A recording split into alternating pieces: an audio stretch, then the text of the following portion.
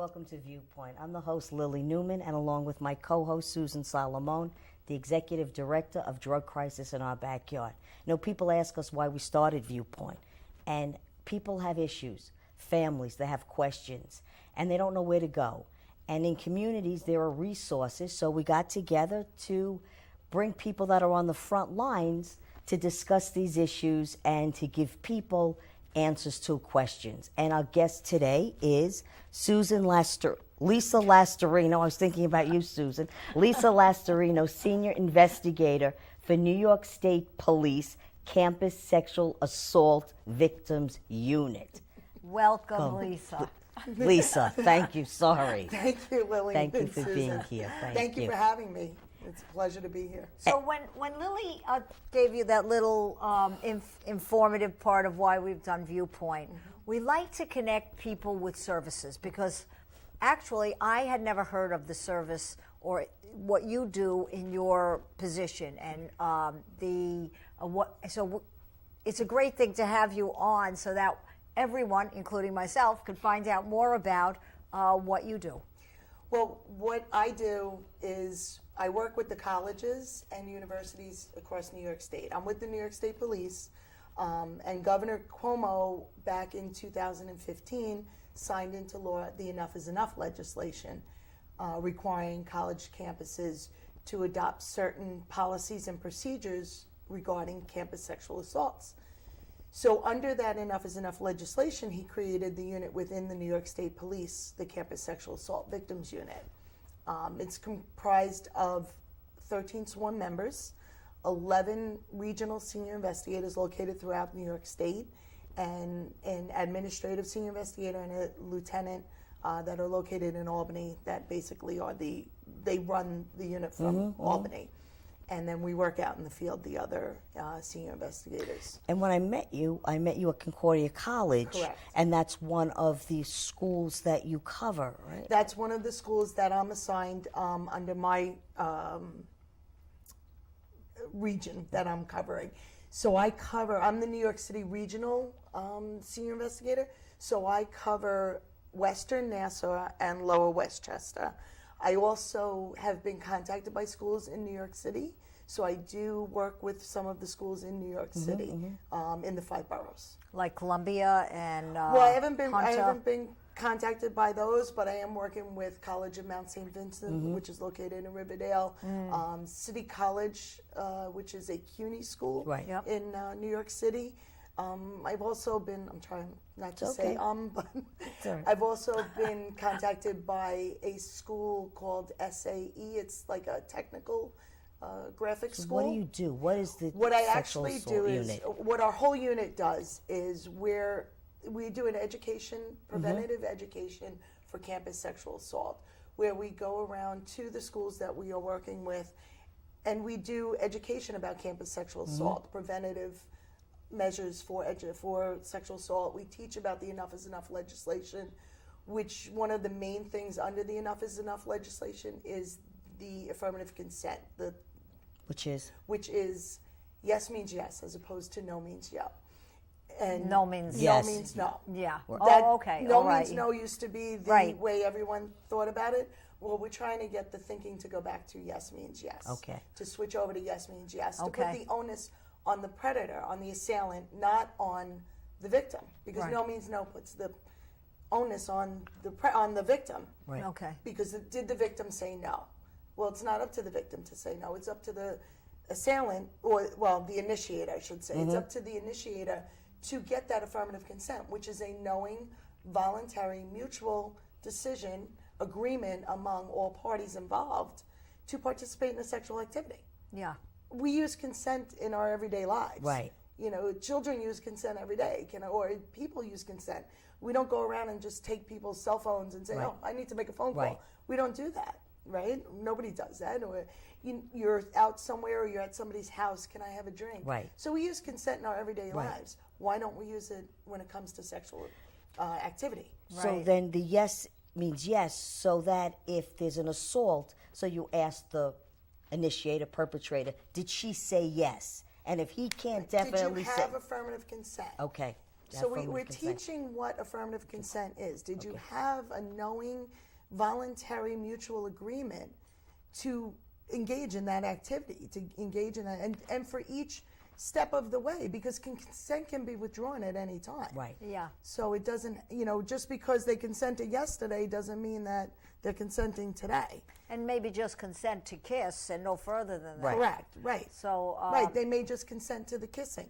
They may not consent to touching. Or they may consent to kissing and touching and not consent to the intercourse part of Right, it. right, So right. they have to have consent every step of the way. And that's what we're trying to make the students realize, and the young adults realize, that we have to get away from the rape culture that's been ingrained in us. Could explain what that means? The rape culture is the way people thought about stereotypes of, oh, her dress, she dressed like that. Got it. You know, she wanted something Right, to right, happen. right. Or, it's okay because they're passed out. Right, or right, right. all our advertisements that are present, or movies. Movies romanticize Right, they do. stalking. They romanticize sexual assault in a lot of ways. Yeah. So we're trying to get away from that and make the young generation understand that it's not okay to just do these things. Right. That you need to have that affirmative consent, and you need to understand and communicate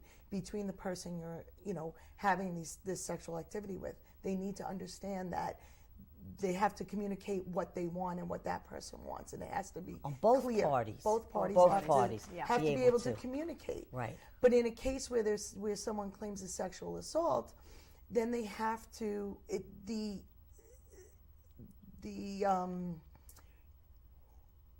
it's on the assailant, on the the predator, onus. on the person who's initiating it. Yeah. It's their responsibility. That's Got what it. I was looking to for. find out. It's their responsibility to get that consent.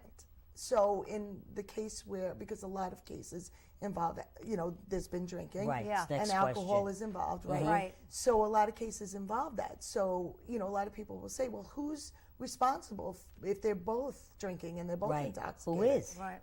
I'll put it to you this way, and I use this example when I do. If you have two people who are at a bar drinking, Right. and they've been drinking a lot and they're intoxicated, one leaves and decides to walk home. Right. So they're walking home, they're doing the responsible thing. One leaves and decides, well, I'm not going to walk, I'm going to drive. And that person then runs over the person who's walking. Who's at fault? The person who's driving. Correct. Help me The bring person. the... Okay, so the person who is the aggressor Right. is now at fault because they're the ones who got behind. Is the person who's intoxicated is the victim, because now that person is a victim, right? The person that got ran over. Right. is a victim. Right. So are they at fault in any way? No. No.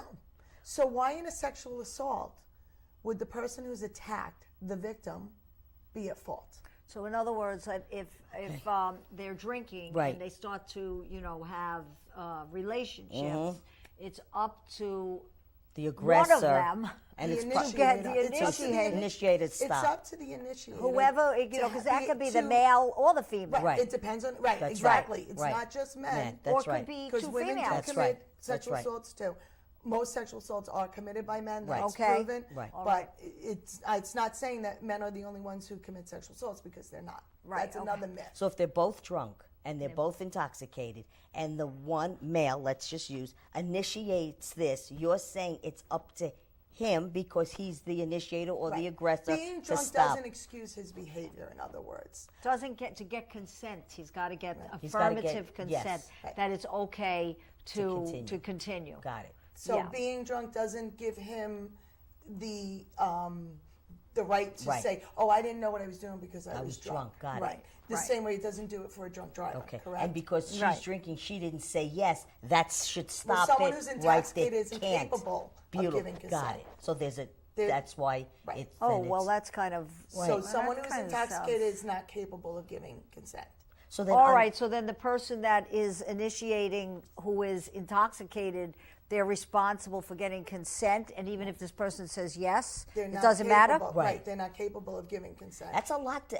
How are when you go to a college campus and you explain this? How many times do you go to because we're having a little bit of trouble? So Right. we need a little the course. kids actually get it. They do when get I it. give them that example All right. and I explain it to them, they actually do get it. Okay. They do understand it, and they realize, and they come up with what ifs, and we could play what ifs all Right, day, right, but right. we're not going to. In the end, the bottom line is that you need to have a voluntary mutual agreement. Got it. And you have to be capable of giving the consent. Got it. And being drunk Right. or intoxicated, Right.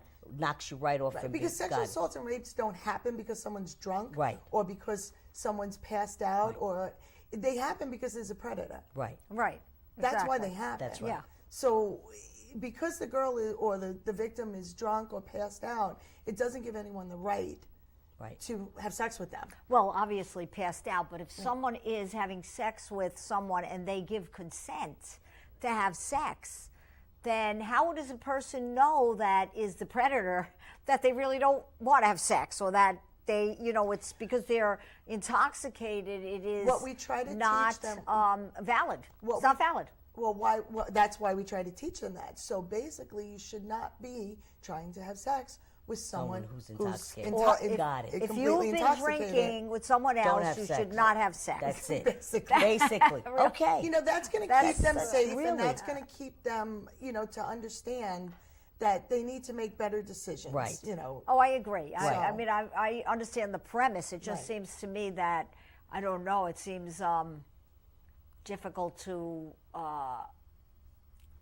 not impose, but to make happen. Well, when they realize that people who are intoxicated can't give consent, they can't legally give consent because you're mentally incapacitated to give consent at a certain level of intoxication. So you can't give consent.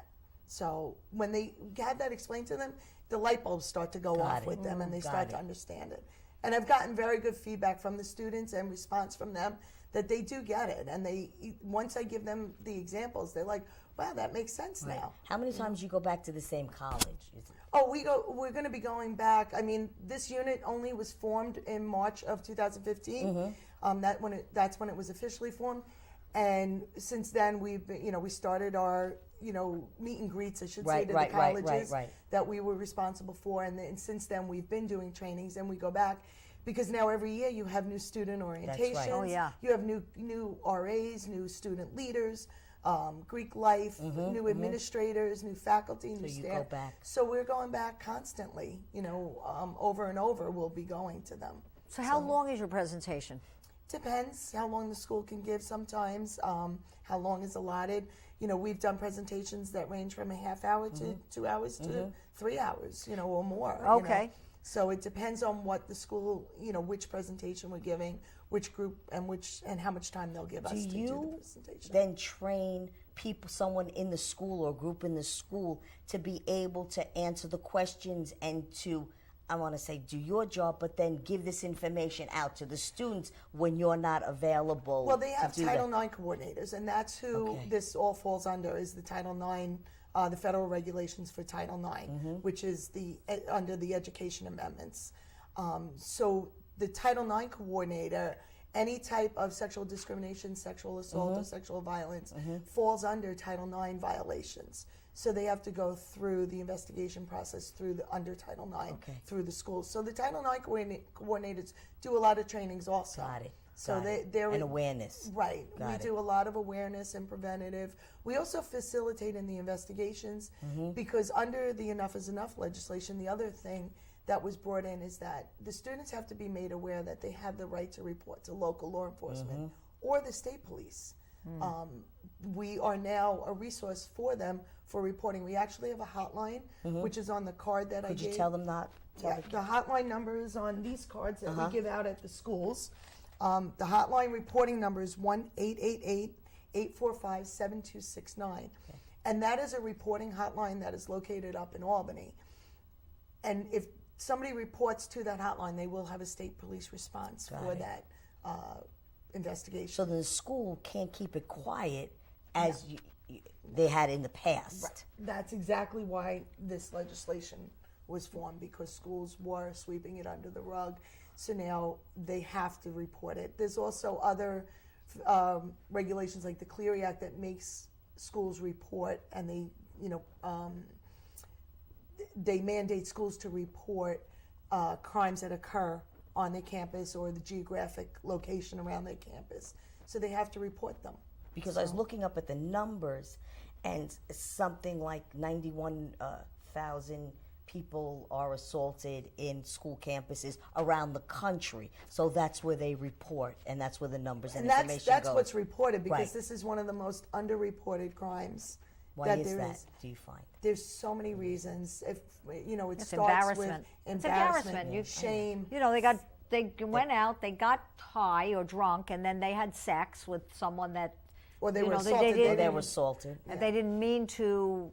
They didn't do have, that. No, they didn't have Have sex. sex. They were assaulted. There's Okay. a difference. They were assaulted. They didn't choose to have sex. They were assaulted by Right. someone. So there's fear, there's shame, there's fear of Yeah. retaliation. Right. There's fear that no one will believe them. Right, of course. Some cases they don't even know that they were sexually assaulted, Right. Yeah. because most of the college cases, the assailant is known to the victim. Got it. So now it's someone that you know that they wouldn't do that to me, That's but right. but they did. Right. That's Because they didn't have to use any weapons That's or right. anything. They had their trust, their vulnerability, and they used that Right. to be able to commit the assault. Right. So there's so many reasons why people don't, and big ones are they're afraid they're not going to be believed. That's a big one. They're afraid that fear and that embarrassment and that shame plays a big part in it. And Oh, yeah, that's your- got to be huge. And That through really your has to be huge. awareness, do you find that it's cutting some of that? Yes. Okay. And how do you know that? Because more reports are Got being it. made. Good. People are starting to report more. There's more acceptance. There's not that stigma. Got it. So many myths have been out there, and they're starting to realize that those aren't true. So they're starting to realize that they can report, that there are services for them. There is support for them. There are people that will help them where they didn't think that before, for whatever reason, whether it be their home life, whether it be prior experiences that they didn't realize somebody will help them or will believe them. There's a whole campaign for Start by Believing that's out there. What's it called? Start by Believing. So when someone reports, that and Start makes a believing, disclosure, just- believe them. That's believe right. them Right from- off the Start bat. by Right. believing. Got Start it. by believing. That's great. Yeah. So when you say there's a campaign, what do you mean by that? Well, there's programs out there that are run by different organizations Okay. that are creating programs for awareness and Start by Believing and things like that. I like Okay. that. On the college campuses. Well, not just colleges, in any type of sexual assault. Yeah. So the advocacy groups, start those campaigns and use those to start teaching that, we're going to start by believing. Right. So people are aware that they will be believed and Right that off they the bat. will get the help and the services that they need. Okay. And the schools have a lot of services that are, available to the students. And also like Westchester County is great. They have a lot of services. The Office for Women has put out a list of, resources available. And I give those out when I go to the colleges so they know what kind of advocacy groups are available for them to help them. Yeah. So what happens if something is reported? Tell us what the consequences are. What happens to? Well, it depends on What does a case what look they're like? reporting. Well, it depends on what they're reporting individual. On Okay. a college campus, they can choose to have the case reported through case investigated through the college administrative, Okay. and they can just go administrative. They may not want to do a criminal. Okay. A criminal investigation. There's a lot that goes on with that because they have to, they may be afraid that they're going to have to testify in court it. or face their the assailant. Right. So a lot of people fear that and they don't want to go through with the criminal. But they have to be given the option of what they can do, that they can do a criminal investigation and they can do both.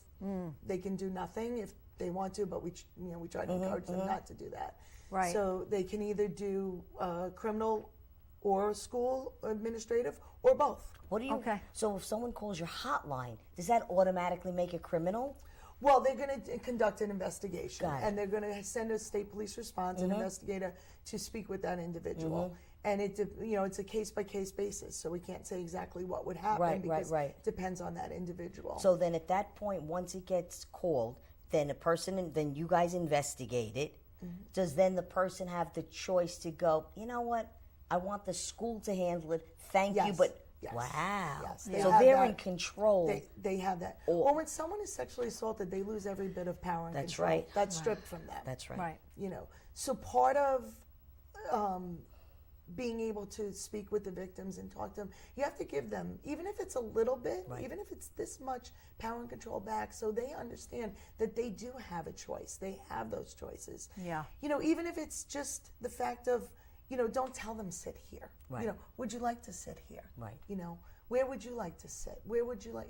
Is it okay if I sit Right, here? right, right. You're giving them little bits of power and control back, so they feel more comfortable. You know, and they gain that back and empower them a little bit. And little by little, they may have that empowerment to stand up and go through the whole process. Can't even imagine. You know. Do you work with them, the people that were assaulted, or does someone else come in and work? I with them? have.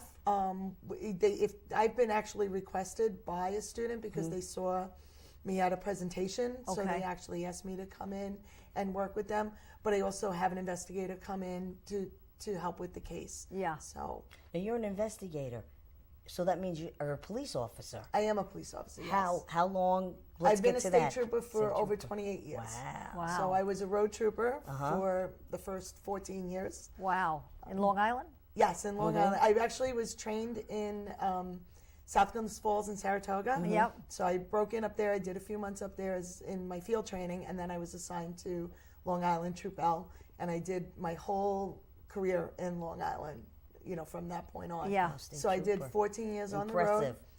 Yeah, that is. Did you wear the Very hat? impressive. I wore the I was hat. thinking the same thing. And the the hat, sunglasses? the uniform, Everybody everything, asked the glasses, if I wear the hat. everything. I did wear the hat. Do you still wear a hat? Do you still wear a uniform? No, Or I this wear is business you. attire. yes. Now you okay? So All right. yes, I did wear the hat and the uniform, and I was on the road for 14 years, and then I was promoted to investigator, and I was assigned to a narcotics unit in Long Island. Oh wow. So I worked there for 13 years. From when to when?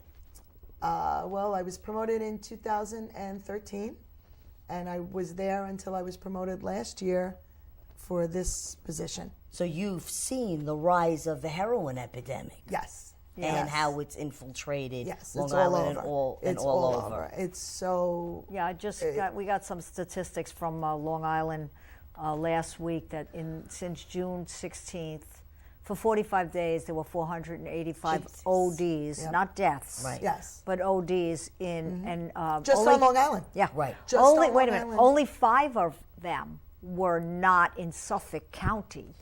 The rest of them, Were all in 480, Nassau County. were in Suffolk County. Only Oh, 5 of them were weren't in not. They were in Nassau, so they were in Suffolk. Amazing. It's an unbelievable. prevalent Huge and number. Huge, 485. Yes. And I heard actually this week there were 5 in our area, right up here, Overdoses. but not deaths. Deaths because of the Narcan. Because of the Narcan. Got right. it. Absolutely. Because of the Narcan. So how many years did you work on narcotics? I was in the unit for 13 years. 13 years. So you've seen Till the So the 2013. progression. Till 20. Till 2013, Yeah. right? Till From 20 2000 So 2000. from 2000 2003 to 2003 to 2016. 16. Yes, I'm sorry. So Okay. you've seen I was it promoted. all. So the Yeah. rise From the of the heroin, you know, has been incredible from when I started in the unit to when I left the unit. It's so available, so easily available. Did you see the same thing with the opiates, the pills in the Yeah. early 2000s? Yes, because those were easily available. Right. You know, it goes in cycles. So, you know, what's easily available, what's cheap enough, you know, that the kids can buy, so Yeah. or that they can buy. So it has gone from one thing to another and has escalated. Yeah. And then I heard also that now there is fentanyl in the Percocet pills.